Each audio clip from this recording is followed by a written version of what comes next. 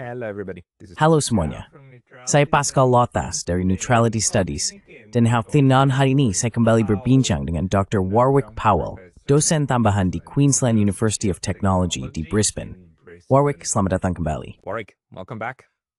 Senang bahasa kembali, Pascal. Always glad having you, and I really Selalu senang bisa berbincang dengan Anda. Saya ingin terlebih dahulu menanyakan sedikit tentang Tiongkok, lalu kita akan beralih ke Amerika Serikat. Sekarang sudah beberapa bulan berlalu sejak kegaduhan tarif yang secara eksplisit ditujukan untuk dan terhadap Tiongkok. Tiongkok melakukan hal yang agak berlawanan dengan Uni Eropa. Mereka tidak menyerah. Mereka pada dasarnya berkata, tidak, baiklah, kami akan mempertahankan ekonomi kami. Dan hal itu cukup membuat Amerika Serikat khawatir ketika menyadari betapa bergantungnya mereka pada logam tanah jarang dari Tiongkok. Jadi, di mana posisi kita sekarang dan bagaimana Tiongkok saat ini menghadapi pesan-pesan campuran yang datang dari Amerika Serikat? Mari kita bahas dari situ.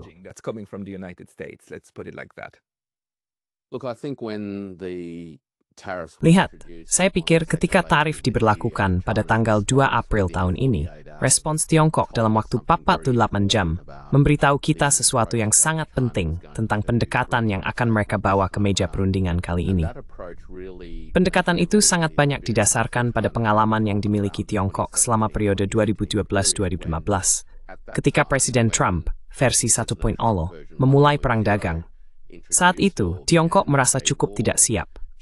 Mereka jelas tidak percaya bahwa mereka berada dalam posisi untuk menghadapi badai sebesar sekarang. Dan saya akan kembali membahas situasi saat ini sebentar lagi. Pada waktu itu, dalam beberapa hal, Tiongkok mencapai kesepakatan dengan Amerika Serikat mungkin sedikit lebih cepat daripada yang akan mereka lakukan hari ini.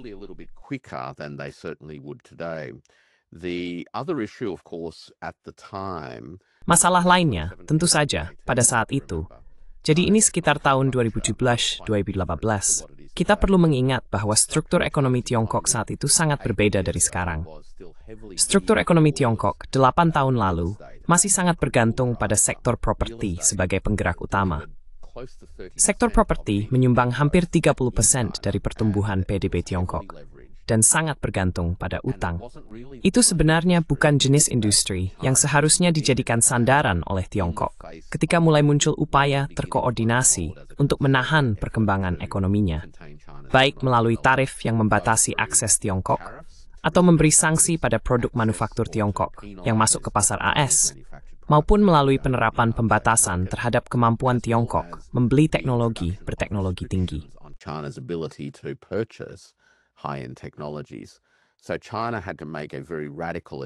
Jadi, sejak saat itu, Tiongkok harus melakukan penyesuaian yang sangat radikal dalam hal struktur ekonominya sendiri. Dan hal itu berhasil dilakukan dengan tingkat keberhasilan yang cukup tinggi. Negara tersebut berhasil mengurangi ketergantungan pada sektor properti. Hingga kini, industri properti hanya mewakili sekitar setengah dari ukuran sebelumnya. Namun pada saat yang sama, langkah tersebut tidak membuat perekonomian anjlok atau menimbulkan efek penularan di sektor keuangan Tiongkok. Restrukturisasi itu justru mendorong pertumbuhan modal dan pembiayaan untuk manufaktur berteknologi tinggi. Itulah perubahan struktural yang harus dilakukan Tiongkok, yang memungkinkannya menghadapi tantangan masa kini dengan pendekatan yang berbeda. Maaf, aku hanya, tidak, apa maksudmu dengan memanfaatkan? Aku tidak terlalu paham istilah you. Bagaimana pasar perumahan bank bisa begitu banyak dimanfaatkan? Lalu bagaimana mereka roar? Apa kisi you? Jadi, pertumbuhan kredit. Leverage adalah jumlah kredit yang terikat pada suatu industri tertentu, dan kredit tersebut mengalir baik ke sisi pembeli maupun ke sisi pengembang. Di sisi pengembang, terdapat peningkatan kredit yang signifikan untuk akuisisi lahan dan konstruksi. Di sisi lain, terjadi pertumbuhan kredit yang sangat besar untuk hipotek. Jadi, baik sisi permintaan maupun sisi penawaran bisa dikatakan didorong oleh pertumbuhan kredit yang masif. Pertumbuhan kredit tersebut muncul sebagai bagian dari respons utama Tiongkok terhadap krisis keuangan global. Keramat melihat bagaimana peristiwa berkembang dan memicu konsekuensi lanjutan. So when the 2008 financial crisis Jadi, ketika krisis keuangan tahun 2008 terjadi, terutama di Amerika Serikat, kemudian menyebar ke Eropa, dan akhirnya merembes ke bagian lain dunia, tanggapan Tiongkok adalah suntikan fiskal yang sangat besar sebesar 400 miliar dolar AS ke dalam perekonomiannya.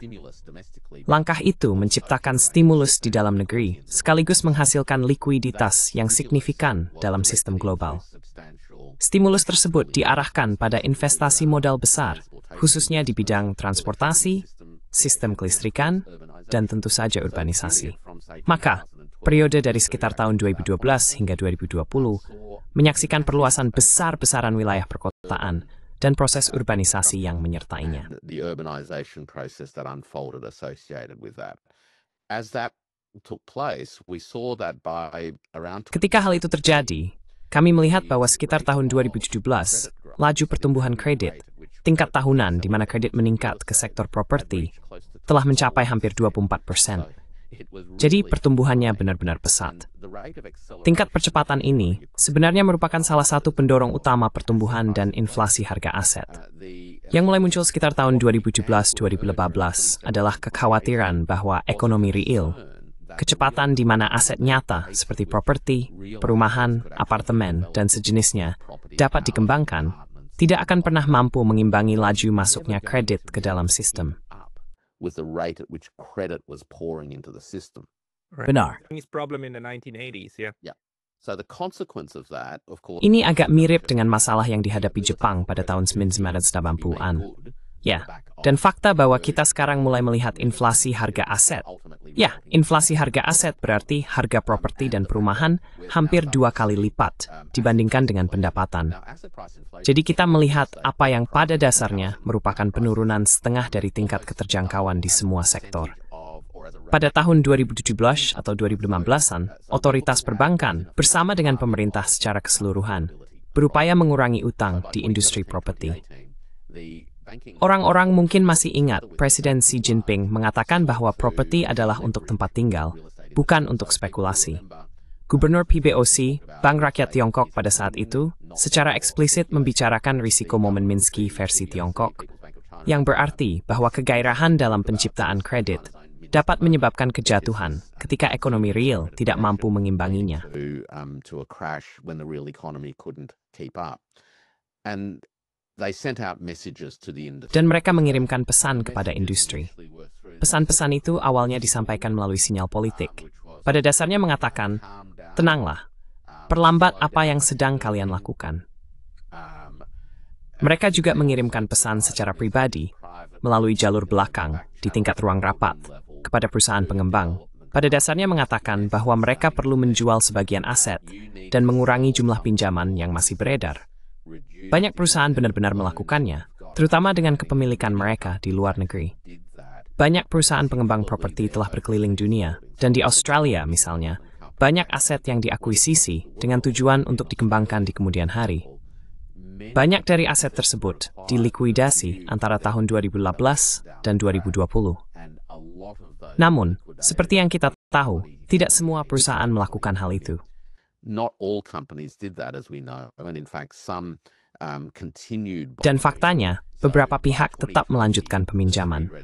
Jadi pada tahun 2020, 3 garis merah diperkenalkan, yang kurang lebih menekan pertumbuhan kredit untuk pengembangan properti. Para pelaku properti sebagian besar menerimanya.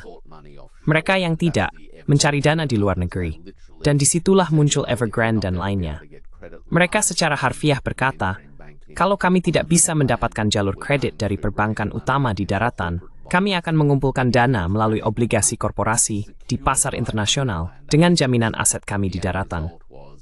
Hasil akhirnya adalah apa yang kita lihat sekarang, yaitu Evergrande dihapus dari daftar Bursa Efek Hong Kong beberapa bulan lalu. Para investor internasional dalam obligasi tersebut mengalami kerugian besar, dan pada akhirnya, sebagian aset telah dialihkan ke perusahaan pengembang milik negara untuk menyelesaikan proyek-proyek yang tertunda. To be able to finish off projects. Some of the founders of these development companies have been severely punished in Beberapa pendiri perusahaan pengembang ini telah dihukum berat, dipenjara, dan sebagainya. Itulah proses pengurangan utang yang terjadi, yang bertujuan untuk mengalihkan sumber daya nasional ke bidang-bidang yang pada saat itu diyakini pemerintah akan menjadi sangat penting jika Tiongkok ingin mengelola risiko eksternal yang muncul akibat Trump sub-all. Biden, tentu saja, melanjutkan dari titik di mana Trump berhenti dalam hal yang berkaitan dengan Tiongkok. Sehingga Tiongkok benar-benar harus menggandakan investasinya di bidang manufaktur berteknologi tinggi, robotika, transformasi energi, dan sejenisnya. Jadi saat ini kita berada pada titik di mana, dalam upaya mengelola transisi ini, harga properti kembali ke kisaran yang kurang lebih sama seperti pada awal masa ledakan.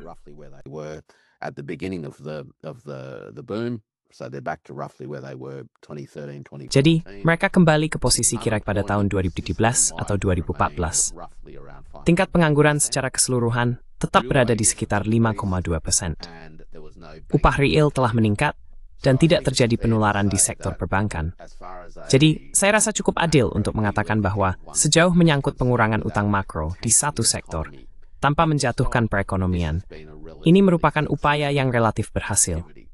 Namun, hal ini penting bukan hanya untuk mengkalibrasi ulang pendorong pertumbuhan ekonomi Tiongkok demi kepentingannya sendiri, tetapi juga untuk menempatkan Tiongkok dalam posisi yang mampu menghadapi apa yang jelas-jelas telah diantisipasinya sebagai periode panjang ke depan, di mana kekuatan Barat, khususnya Amerika Serikat, akan berupaya menahan dan menekannya.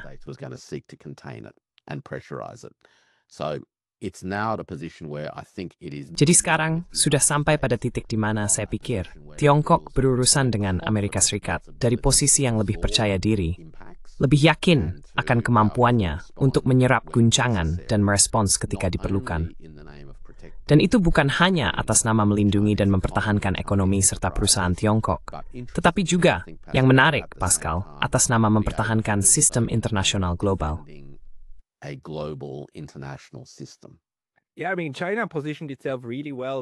Ya, maksud saya, Tiongkok memosisikan dirinya dengan sangat baik untuk mengambil peran dalam jenis globalisasi yang berbeda. Setelah Amerika Serikat pada dasarnya melemparkannya ke tanah dan berkata, tidak, sekarang kami akan melaju penuh ke arah kebijakan merkantilis dan proteksionis. Dan bukan hanya proteksionis, tetapi sebenarnya kami akan mulai menggunakan alat-alat ini, terutama tarif, sebagai semacam sanksi ringan untuk merugikan pihak lain. Berdasarkan gagasan bahwa jika mereka terluka lebih parah daripada kami, maka secara struktural kami menang, bukan? Karena seolah-olah entah saya yang menang dan kamu yang kalah, atau sebaliknya. Tidak mungkin ada situasi menang-menang, setidaknya dengan pola pikir yang ada di AS saat ini. Jadi, menurutmu bagaimana? Selain inisiatif sabuk dan jalan, penghubungan dan perluasan kerjasama dengan negara lain, pembangunan jalur kereta di seluruh Asia Tenggara, Transformasi Indonesia dan sebagainya. Apa lagi yang dilakukan Tiongkok memperkuat dan menopang sistem ekonomi global?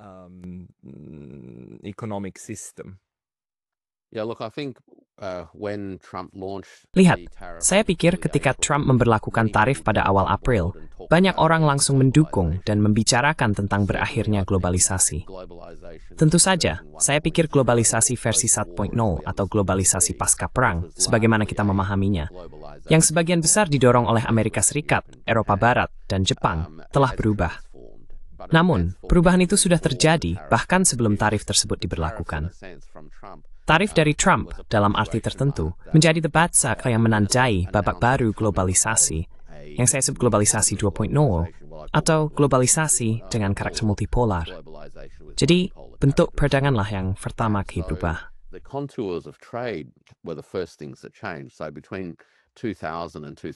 Jadi, antara tahun 2000 dan 2025, Tiongkok muncul sebagai mitra dagang terbesar bagi sekitar 140 atau 190 negara. Hal ini dapat dilihat pada peta berwarna yang menunjukkan pergeseran dari biru ke merah di seluruh dunia ketika negara-negara mulai lebih banyak berdagang dengan Tiongkok daripada dengan Amerika Serikat. Perubahan dalam pola arus perdagangan ini pada akhirnya mengarah pada beberapa hal lain, tidak semuanya telah sepenuhnya berkembang. Namun tekanannya sudah ada karena aliran nilai real. Hal kedua yang terjadi adalah Tiongkok dapat mengumpulkan surplus besar sepanjang proses tersebut, dan kini mulai mendaur ulang surplus itu sebagai modal investasi di seluruh dunia. as investment capital around the world. Initially, the surpluses that China garnered. Awalnya, surplus yang dikumpulkan Tiongkok sebagian besar dialirkan kembali ke Amerika Serikat dengan membeli obligasi dolar AS, obligasi berdenominasi dolar, dan aset serupa. Namun, dalam 6 atau 7 tahun terakhir, hal itu semakin berkurang secara proporsional. Kita melihat dua hal utama terjadi. Keduanya terkait dengan inisiatif sabuk dan jalan. Salah satu hal yang dilakukan Tiongkok, dengan beberapa cara berbeda, adalah menggunakan dolar AS dan aset berdenominasi dolar sebagai jaminan untuk menerbitkan kredit berdenominasi RMB. Oh begitu? Jadi Tiongkok mengubah kepemilikan dolar AS-nya menjadi dasar untuk menciptakan dari dalam keluar cikal bakal dunia yang berdenominasi RMB. Beginnings of an RMB denominated world. And I've documented that in a Dan saya telah mendokumentasikannya dalam salah satu tulisan saya di Substack beberapa bulan lalu, yang banyak membahas dinamika ini, apa yang disebut orang-orang di bidang keuangan sebagai hipotekasi. Itu berarti menggunakan aset-aset tersebut sebagai jaminan untuk menerbitkan aset keuangan baru. Hal kedua yang dilakukan Tiongkok, selain menggunakan aset yang berdenominasi dolar AS sebagai aset hipotekasi, adalah benar-benar menggunakan aset dolar AS dan mata uang asing lainnya, termasuk euro, sebagai pembiayaan langsung untuk proyek-proyek pembangunan. Dan mereka telah melibatkan yurisdiksi Eropa dan Amerika, ya, serta wilayah lainnya. Jadi mereka menggunakan aset-aset itu untuk membiayai proyek di berbagai bagian dunia. So we're starting to see a rotation of. Jadi kita mulai melihat adanya rotasi modal keuangan, ke arah investasi langsung, baik melalui ekuitas maupun utang. Itulah tahap berikutnya. Tahap terakhir, yang belum benar-benar matang tetapi dalam banyak hal tak terelakkan, adalah ketika permintaan terhadap dolar AS menurun, karena AS memproduksi semakin sedikit barang yang dibutuhkan dunia. Kebutuhan akan dolar AS sebagai alat pembayaran juga menurun. Dan kecenderungan alami, jika boleh dikatakan demikian, bagi nama Anitu Haksramba, uitsteknetas aksi menggoy in alternatif selain dolar AS besraithsma. Using non-US dollar alternatives will grow. So this is a natural consequence. Jadi, ini adalah konsekuensi alami dari perubahan dalam arus perdagangan, tetapi membutuhkan waktu untuk berkembang sepenuhnya. Menurut saya, disinilah posisi Tiongkok saat ini. Setelah mencapai posisi ini sekarang, dibandingkan dengan 8 atau 10 tahun yang lalu, ketika upaya atau tanda-tanda pertama dari upaya pembatasan mulai muncul, Tiongkok, menurut saya, kini lebih percaya diri. Pertama, terhadap struktur ekonominya sendiri. Tiongkok juga lebih percaya diri dalam hubungannya secara global dengan negara-negara lain, dengan cara yang sekaligus memperkuat ketangguhan institusional dari bentuk globalisasi multilateral. Jadi, dalam arti tertentu, Tiongkok mampu menjadi penerima manfaat yang signifikan dari tatanan pasca perang, perdagangan bebas, dan hal-hal semacam itu. Tetapi kini telah meneruskan manfaat tersebut kepada pihak lain. Translated that out to others. That's going to take some time to transition because other countries. Itu akan memakan waktu untuk bertransisi, karena negara-negara lain perlu mengembangkan kemampuan mereka sendiri. Mereka perlu meningkatkan infrastruktur energi, infrastruktur transportasi, dan hal-hal semacam itu. Namun menurut saya, transisi ini sedang berlangsung. Dan hasil akhirnya dari semua ini adalah Tiongkok sangat berkomitmen pada suatu bentuk globalisasi, sebuah reformasi globalisasi yang tidak membuang hal baik bersama hal buruk. Karena mereka memahami bahwa globalisasi atau hubungan ekonomi internasional sebagai bentuk alasan pembangunan ekonomi.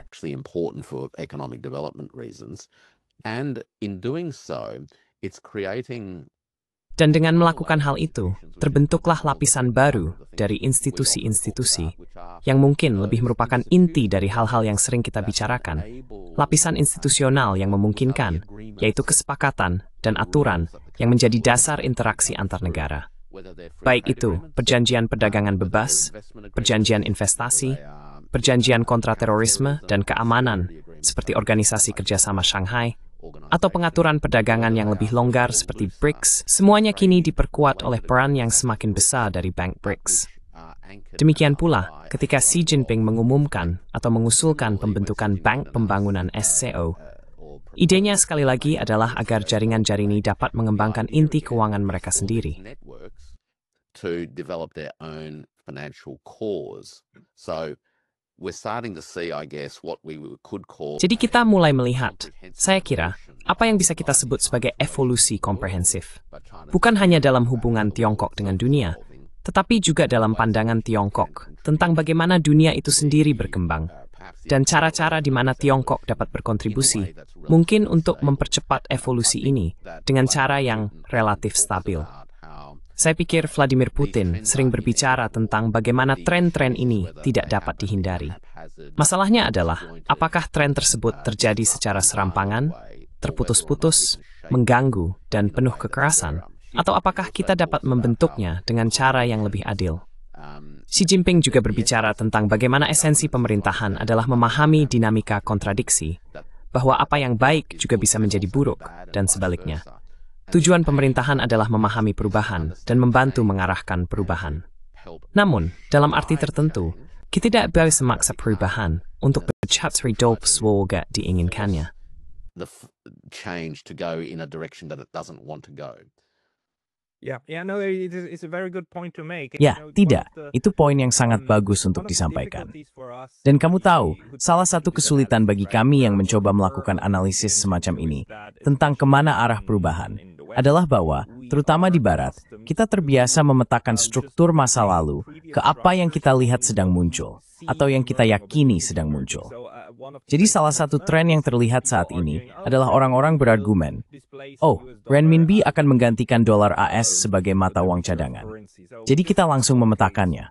Oke, dulu kita punya pound sterling, lalu kita punya dolar AS, dan sekarang kita akan punya renminbi. Tapi menurut saya, dunia multipolar ini dan perkembangan jaringan mata uang serta globalisasi sebenarnya lebih mengarah mungkin untuk pertama kalinya pada cara berbisnis yang terdistribusi.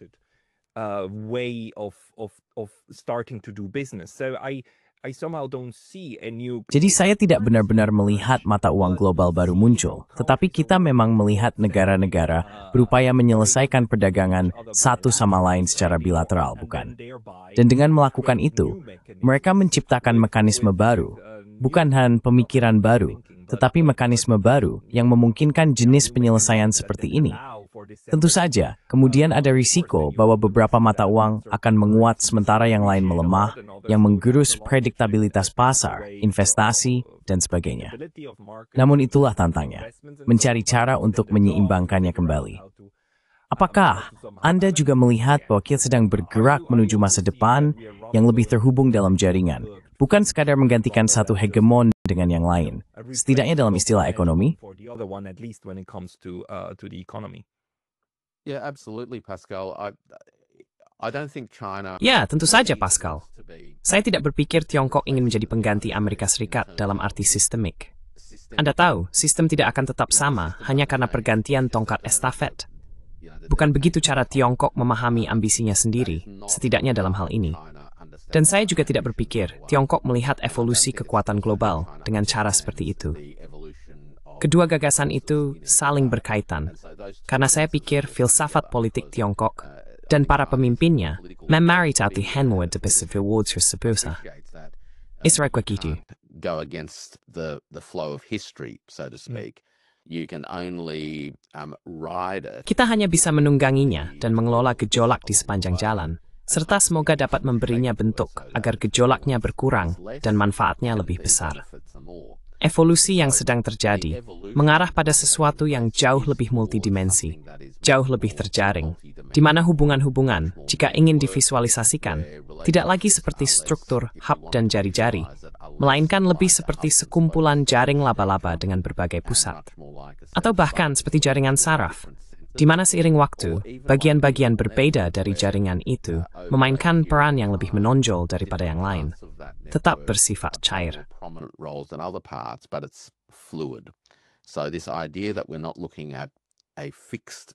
Jadi gagasan bahwa kita tidak melihat dunia dengan pendekatan negara yang statis, melainkan dunia di mana lembaga-lembaga memungkinkan dinamisme dan kelenturan. Dan pada akhirnya memaksa negara-negara untuk menyadari bahwa karena kompleksitas ini, mereka tidak punya pilihan lain jika ingin bersikap masuk akal, selain meluangkan waktu dan upaya untuk terus-menerus duduk bersama. Untuk menjadi dalam arti tertentu, pada Paris Kemaris para sekarang the Blondies dan more kuenting musing amrites hisia sendiri. Dan itulah tantangan seperti ini, membah etos dan perilaku dalam hubungan. The ethos and the conduct of international relations. Maybe last question on this topic, but Mungkin pertanyaan terakhir tentang topik ini. Jika Anda melihat ke Asia Timur dan Asia Tenggara hingga ke Australia, apakah Anda pikir ada apresiasi yang semakin besar bahwa kita sedang bergerak menuju tatanan multinodal ini? Dan mungkin juga, Jepang saya di sini, maksud saya, masih kesulitan memahami hal ini. Tetapi kita bisa melihat bagaimana proses politik di sana.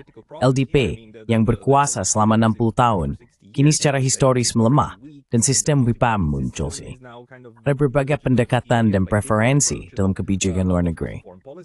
Bagaimana aku melihat kawan Timur sedang berkonfigurasi ulang setelah? How do you see it? How the East is reconfiguring at the moment?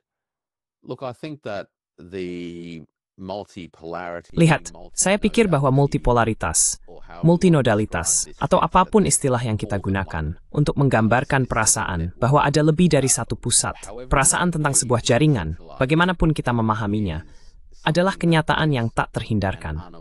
Mungkin kita belum memiliki kesepakatan kolektif tentang bagaimana kita menggambarkannya, atau apa maknanya secara pasti, tetapi ada sesuatu yang sedang terjadi di dunia yang tak bisa disangkal. Sekarang, hal itu tentu saja memanifestasikan diri dalam berbagai macam reaksi. Gejolak yang dialami di setiap negara secara langsung menunjukkan bahwa dunia sedang berubah. Di dalam negara-negara, kita melihat, tidak mengherankan, kecenderungan munculnya berbagai perdebatan tentang bagaimana memperlambat perubahan ini, bagaimana membalik arahnya, atau bagaimana menyesuaikan diri dengannya.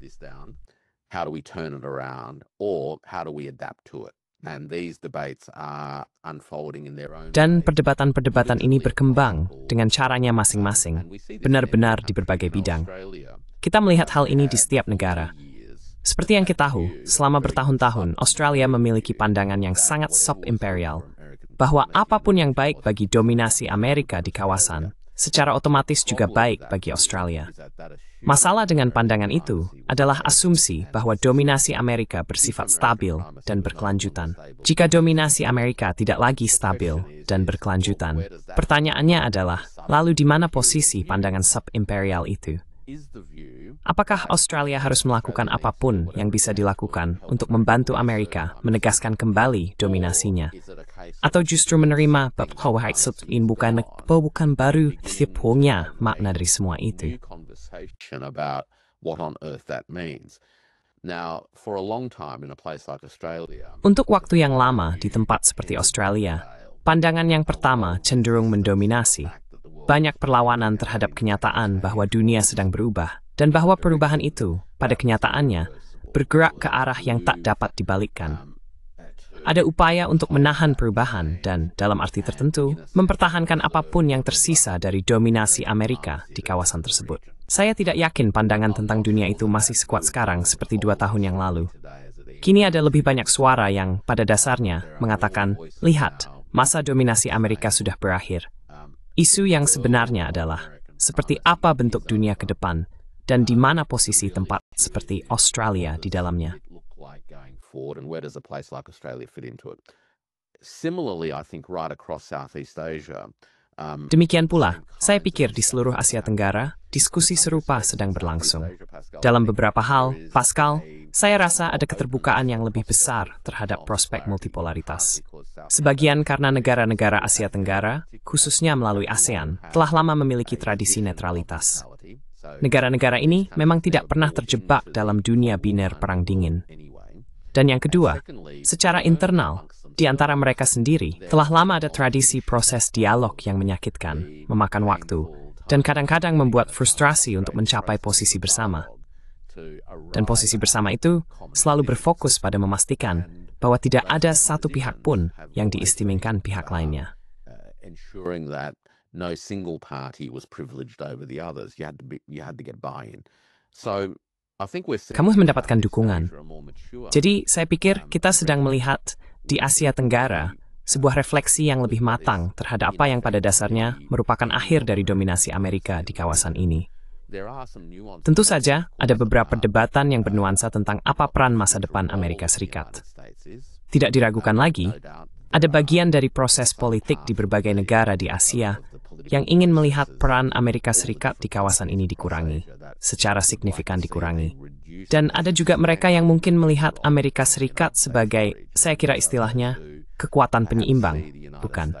Jadi ada pihak-pihak yang benar-benar ingin mendorong agar AS semakin tersingkir.